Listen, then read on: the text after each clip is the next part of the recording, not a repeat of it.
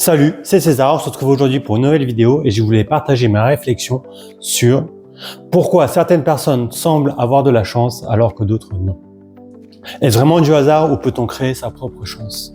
Spoiler, attention, la réponse est oui et je vais vous partager justement comment créer sa propre chance. La perception biaisée de la chance. On a tous eu un moment où on s'est dit « lui, il a de la chance alors que moi je galère ». Lui, il réussit tout ce qu'il entreprend, alors que moi, j'essaye de faire un petit truc, un petit pas, et paf, ça marche pas, j'ai un échec. Lui ceci, lui cela. En réalité, on ne voit chez les autres que le résultat final. On ignore bien trop souvent le stress, les échecs, les années de galère que rencontrent les autres personnes. Et inversement, on minimise notre propre succès, nos propres réussites, parce qu'on a conscience de tout ce qu'on a dû sacrifier, de toutes les nuits où on n'a pas dormi, du fait de s'être levé tôt. En gros, de tout ce que ça nous a coûté pour en arriver à cette réussite. La chance, c'est souvent une illusion de perspective. Alors, comment dépasser cette vision et vraiment créer des opportunités dans votre vie? C'est ce que nous allons voir maintenant. Mon premier conseil est de créer du lien.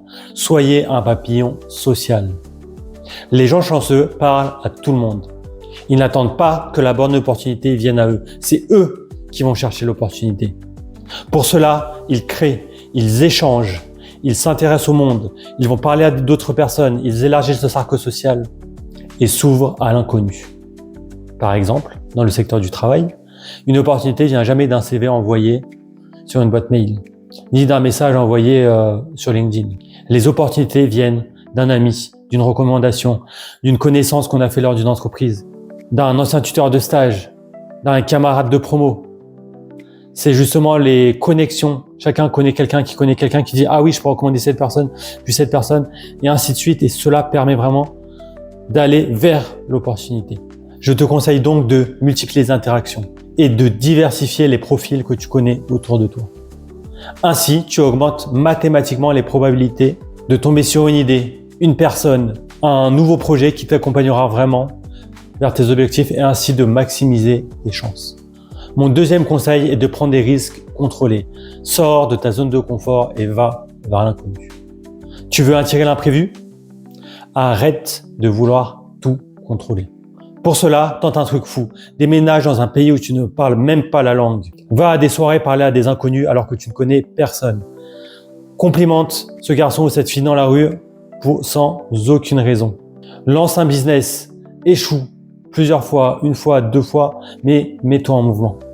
Parce que la vraie chance, c'est souvent ce qui arrive après un échec, une erreur, une envie spontanée. Et si tu as une opportunité, comment faire pour ne pas la louper?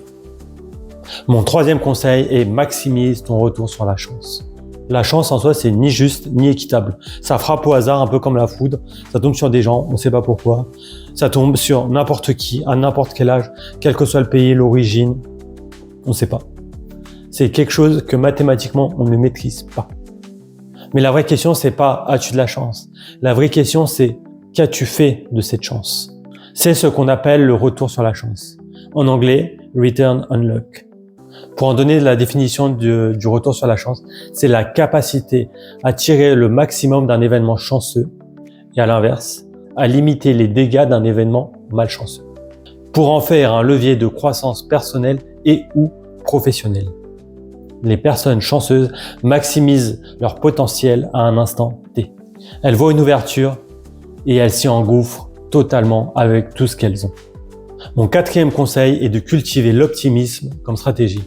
Être optimiste, ce n'est pas dire « Ah, je souris à la vie et tout va bien se passer ». Loin de là.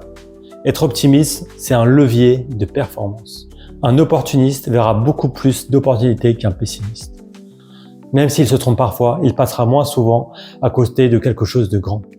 En conclusion, je dirais que la chance, c'est un mélange de lucidité, d'audace et d'état d'esprit.